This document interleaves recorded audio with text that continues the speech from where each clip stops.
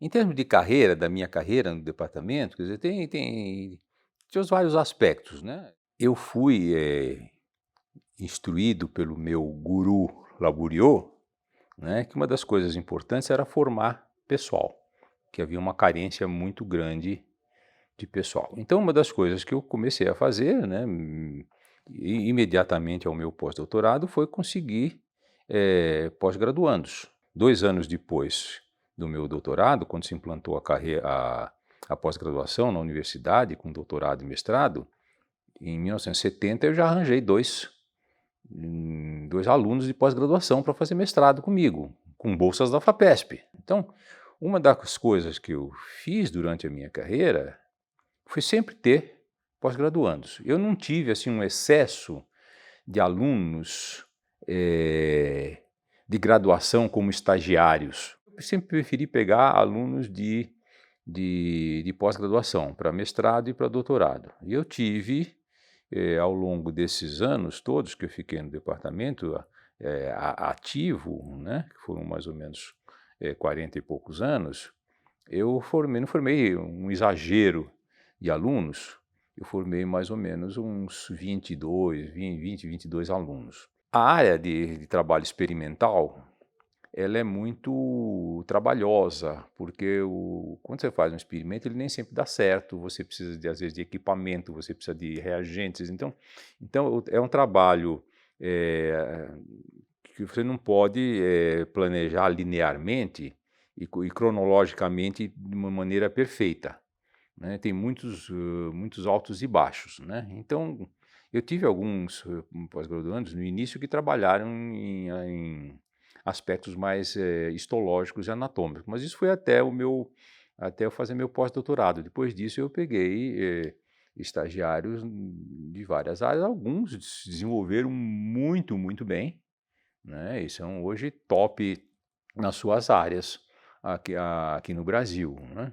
Então desses aspectos meus foi, no meu trabalho, foi ter sempre os pós-graduandos, né, e lembrando que para grande parte deles a gente tinha que ainda que arranjar as bolsas, escrever os projetos, porque eles chegavam aqui, não sabiam escrever projeto, não sabiam, né, e na hora que termina também às vezes não sabe escrever o trabalho, quer dizer, você tem todo você tem essa coisa em volta, não é você ter o pós-graduando e ele faz o trabalho dele, não, você faz o trabalho junto e às vezes mais. Na parte didática, eu trabalhei durante todos esses anos dando uma disciplina sempre diurno e noturno.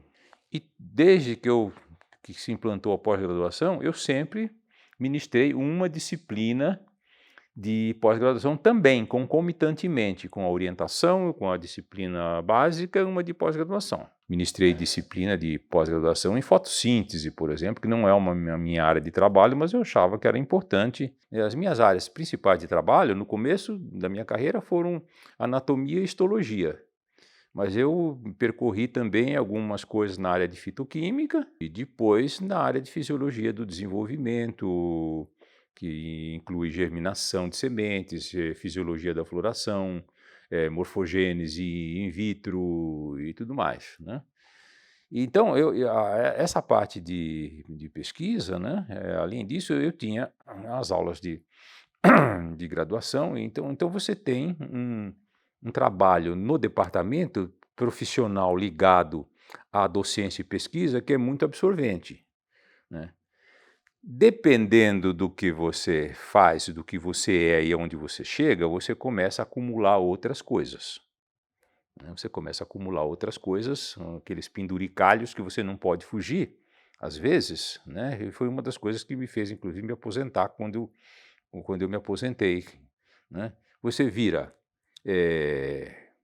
membro do conselho do departamento, membro da congregação, suplente do conselho universitário, assessor ad hoc da FAPESP, FINEP, CNPq, a FAPESP do Rio Grande do Sul, de Minas e tudo mais, fora todas as outras assessorias de revistas, daquelas em quais você publica trabalho. Agora dizer o que eu mais gostava de tudo isso, então você fica tão mergulhado em tudo, que você tem que fazer tudo com gosto, você não pode fazer com mau gosto, é a sua profissão. Você tem que fazer com profissionalismo a sua aula de graduação, tanto como dar um parecer para um CNPq ou para uma FAPESP, entende? É a mesma coisa. Agora, uma coisa também que evoluiu muito, é bom lembrar aqui, é o problema como é que eram as aulas quando eu comecei a dar aula. Quando eu comecei a dar aula teórica, eu comecei a dar aula teórica mais ou menos uns 3 ou 4 anos depois que eu entrei no departamento, quando eu fiz o doutorado. Naquela época, você dava aula teórica com giz e quadro negro.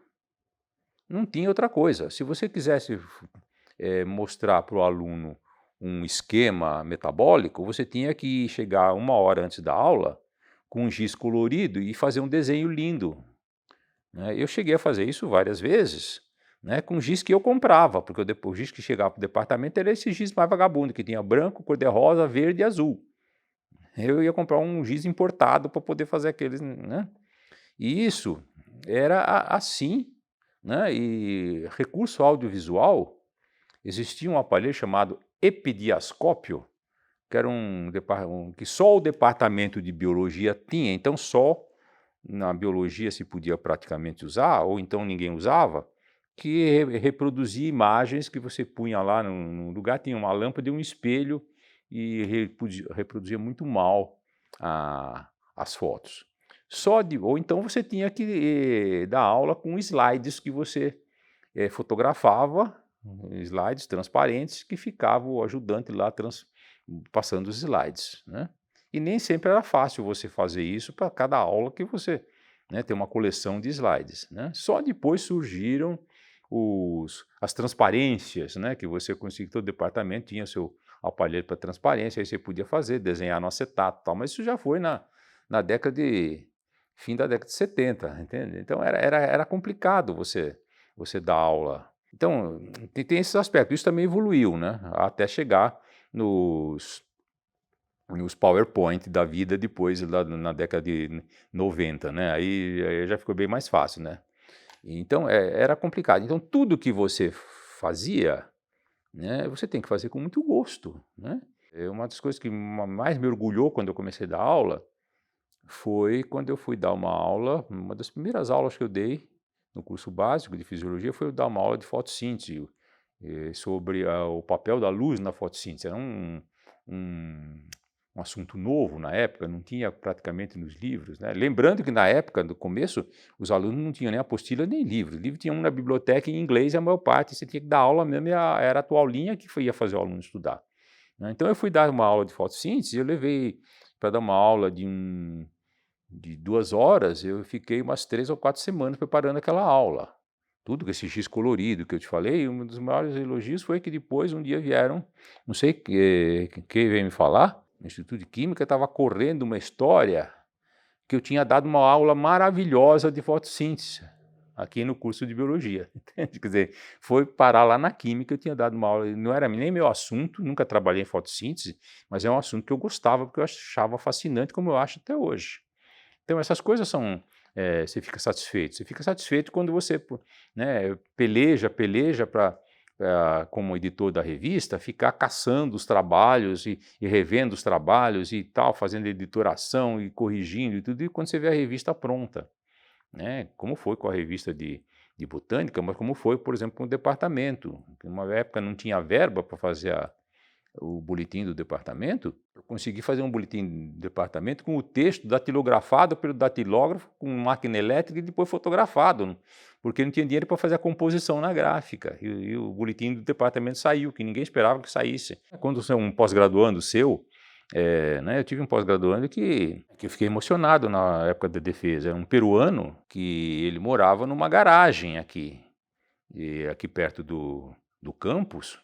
Ele recebia uma bolsa da Rede Latino-Americana de Botânica, que era uma porcaria de $200, ele mal tinha dinheiro para comer, né, e ele passou 3 anos aqui, ou 4, lá do norte do Peru, né, e nas férias, eu me lembro uma vez, ele foi ver a família, porque ele era casado, tinha filho lá, ele estava aqui sozinho, né, e ele contou que ele fez uma viagem de 7 dias de ônibus para chegar em São Paulo, do norte do Peru até São Paulo, 7 dias de ônibus, coisa desse tipo, né, no fim ele saiu doutor daqui, né. Então essas coisas deixam a gente, assim, contente, né, o cara veio aqui e se matou de estudar, né, Se matou de estudar e conseguiu, né. Isso não quer dizer que todos os pós-graduandos são assim não, tem aqueles que não se matam de estudar e não fazem nada, inclusive tem tido pós-graduando que foi embora, levou todos os dados deles, nunca publicou o trabalho e nunca devolveu os dados para publicar e nada, foi embora, simplesmente, não disse nem obrigado, quer dizer,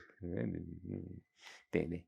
Tem essas coisas, mas faz parte, né, faz parte, mas tudo que você faz é uma satisfação, entende, porque você se programa para fazer aquilo, quer dizer, eu vim fazer isso porque eu queria ser botânico, né, eu queria ser um botânico e no fim você entra na engrenagem, então ou você fica só o homem de laboratório que fica olhando para o microscópio 80 anos, né, ou você participa de tudo, né, e participar de tudo você faz para melhorar, né, as coisas que eu fiz para o departamento, quer dizer, não fiz nenhuma grande coisa, mas eu consegui montar um laboratório do zero, não existia, né, e esse laboratório formou, eu acredito hoje, centenas de pessoas, entende, né, que algumas foram para outros laboratórios, formaram outros laboratórios. Eu tenho hoje o pós-graduando que é professor titular lá na Universidade Norte Fluminense, tenho pós-graduando que é professor titular na Universidade de Santa Catarina, outro no Rio Grande do Sul, foram pós-graduandos meus, são pessoas que estão publicando ativamente, sim, são importantes, né. Agora tem uns que sumiram também. Agora, a dedicação para cada um foi a mesma, né, então é esse o trabalho, quer dizer, o que você faz, né, uma das coisas que me perguntaram já, é se eu fosse começar, se eu faria diferente o que eu fiz ao longo da carreira. Eu não faria nada diferente, porque aquilo eu fiz, fui fazendo de acordo com a maneira que eu sou, entende? Eu fui fazendo aquilo porque me botaram na cabeça, esse meu guru, o Laboriot, que você tem que, se você está sendo pago, você tem que produzir, entende? Não é brinquedo o que você faz. Você pode gostar muito do que você faz e se divertir com o que você faz, mas não é um brinquedo seu, entende? Então, se a FAPESP gastou dinheiro para te formar, pagou bolsa para você 4 anos, e se a universidade te paga, ela é para você formar gente, então você tem que orientar a gente. Você tem que publicar trabalho, não adianta você ficar sentado lá, elucubrando ali, e não pôr aquilo no papel e passar para frente, certo? Então essas coisas são fundamentais, isso eu sempre fiz com gosto. Quando eu fazia meu pós-doutorado na França, eu cheguei a atravessar noite no laboratório, para aproveitar o laboratório fotográfico que não estava sendo usado para poder fazer, né. Imagine, eu fiquei 1 ano na França, um laboratório excelente, como eu disse, eu publiquei 4 trabalhos nesse tempo, mas lá, durante esse estágio de 1 ano, eu fiz mais da metade do que viria a ser minha tese de livre docência que eu fiz 4 anos depois, entende. Eu aproveitei, eu tinha o material, falei: "Vou fazer". Isso está tudo no relatório que eu fiz para a FAPESP. E metade da minha tese de docência, que eu fiz em 76, eu fiz na França em 72, quando eu estava lá. Foi o ano mais produtivo da minha vida. Eu fui para a Itália, fui para a Suíça, fui para Bélgica, fui para a Holanda, visitei outros laboratórios, conheci cientistas famosíssimos, né, eu cheguei a conhecer o descobridor da cultura de tecidos, está lá, eu fui no laboratório dele, vi as culturas que ele tinha feito na década de 30, estavam lá, sendo subcultivadas. Eu conheci Gautret, famosíssimo Gautret, conheci, falei com ele, fui visitar o laboratório dele, né. Outro que eu visitei, famoso, Morel, foi o cara que começou a cultura de protocolo para multiplicação de orquídea em cultura de tecido. Eu fui lá, visitei o laboratório dele, foi assim uma coisa, numa produtividade, né, e fui lá com a minha família e tudo, estava lá com mulher e filhos, né, fazendo tudo isso, e passei para burro. Então tudo que você faz, você tem que fazer com gosto, né, eu acho, ser biólogo é uma diversão, né, ser biólogo é uma diversão, porque você tá vendo coisas, assim, fantásticas, que a maior parte das pessoas não veem, e algumas delas você pode até interferir em algumas coisas. Tem até umas fotografias que até hoje eu vejo lá, né, nos meus trabalhos, né, você sair um ramo de uma flor de um pedaço de folha. Como é que sai um ramo de flor de um pedaço de uma folha? Né? Na natureza não acontece isso, mas no tubinho do laboratório lá a gente faz, né? Entende? Então é uma diversão, então você tem que fazer tudo com gosto, né, eu não faria nada diferente do que eu fiz, mas foi uma carreira, assim, que eu acho maravilhosa, né. E eu devo isto, grande parte disso, a 2 pessoas. Ao meu pai, que foi botânico, que me fez gostar daquelas coisas desde que eu era criança, de ver ele trabalhar lá, que eu ia às vezes lá no Instituto de Botânica, eu achava lindo ele de avental branco lá no meio daquelas caixas de planta, né. E ele ter me encaminhado para o Laboriot, que não poderia ter havido melhor orientador do que o Laboriot. Ele me orientou desde a iniciação científica, praticamente até o pós-doutorado. Quer dizer, ele me encaminhou para o lugar de pós-doutorado correto. Essas são as 2 pessoas, assim, que eu mais prezo e agradeço na minha carreira científica. E é claro, eu tive muitos, eh, excelentes colegas e pós-graduandos que em determinadas fases foram muito importantes, que me ajudaram muito, né. O professor Curti, que começou a montar o laboratório comigo, né, a gente discutia muitas coisas, né, na época, a professora Eni, que depois que foi minha pós-graduanda, depois ficou com o laboratório depois que eu me aposentei, e felizmente continuou com o laboratório produtivo que existe até hoje, né, alguns pós-graduandos que eu sei que estão bem, né, essas coisas são gratificantes, né. Tudo começou com o meu pai, que não quis que eu fosse taxonomista que nem ele.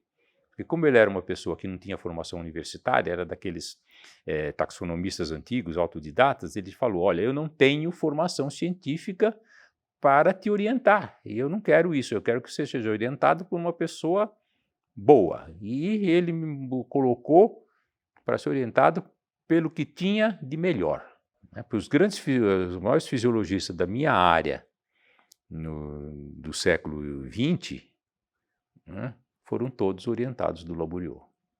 Gil Felipe, Sônia Dietrich, Ivani Valho, Tarquínio Prisco, do Ceará, Alfredo Gui Ferreira, do Rio Grande do Sul, são o que tem de top na fisiologia do desenvolvimento, né. Então, deu certo. É muito difícil falar uma coisa que tenha sido de maior destaque, né, porque todas as coisas que a gente faz, elas levam a um conjunto, que esse conjunto, na verdade, é um certo destaque, né. Por exemplo, as publicações científicas. Eu publiquei, eh, considerando o ano que eu comecei a trabalhar, né, que é o ano onde se publicava, uma época que não se publicava muito, eu publiquei razoavelmente bem, né. Eu tenho mais de 100 trabalhos publicados, a maior parte todos 50% deles todos publicados em publicações no exterior, inclusive capítulos de livros importantes e tudo mais. Então, isso é um destaque, eu não posso dizer que isso é o maior destaque, né. Em termos de carreira, assim, quer dizer, eu cheguei a professor titular. Uma coisa que eu me orgulho é ter chegado a professor titular, com 40 anos de idade. Eu era muito novo, na época ninguém na universidade praticamente chegava a professor titular. Mas isso foi, na verdade, por 2 motivos. Primeiro, porque eu tinha sido orientado a me preparar sempre, né. E eu peguei uma fase de transição da universidade onde as pessoas, isso é uma coisa interessante para a história da universidade, né, como eu falei no tempo do catedrático, que tinha o catedrático e o herdeiro, e depois tinha um mais ou menos que ia ser o herdeiro do herdeiro, as outras pessoas não se preocupavam muito em fazer currículo e fazer carreira. Então, por quê? Porque sabiam que já estava destinado. O próximo catedrático, quando morrer o atual, vai ser fulano de tal. E o herdeiro desse fulano de tal vai ser fulano. Então ninguém se preocupava muito em se dedicar a fazer uma grande produção e não sei mais o quê. E as próprias circunstâncias da época também não permitiam muito.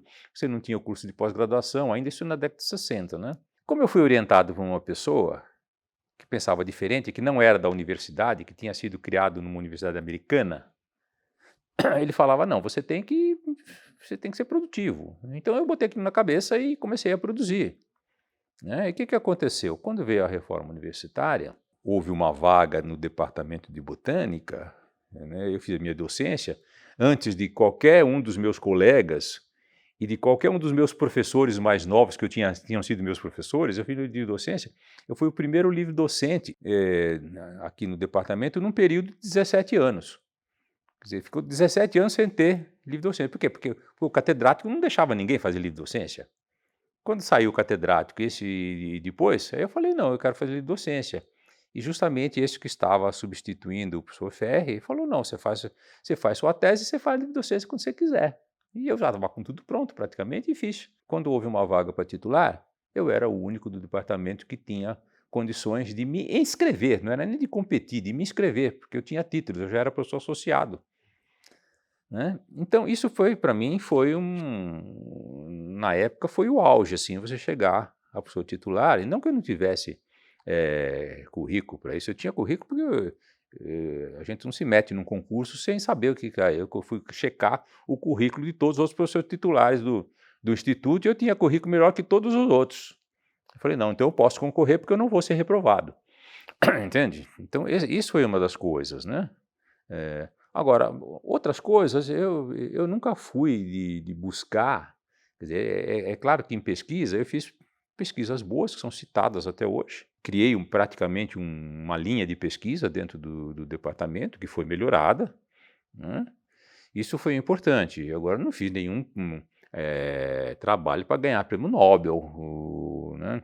Não me dediquei a fazer política na universidade, nem para ser diretor, nem para ser reitor, nem nada. E também nunca procurei ser diretor de associação científica ou associação de classe, embora eu tenha participado. Eu fui um dos fundadores da Associação Brasileira de Cultura de Tecidos de Plantas, fundada em 1974 ou 75, por aí. E fui um dos fundadores, né? Coisas desse tipo, mas eu nunca fui diretor de nenhuma sociedade de botânica do Brasil, nem de São Paulo, nem de SBPC, nem de nada, porque, sabe, aquilo lá, essas coisas, eu nunca fui muito político, e essas coisas desviam o trabalho da gente, né?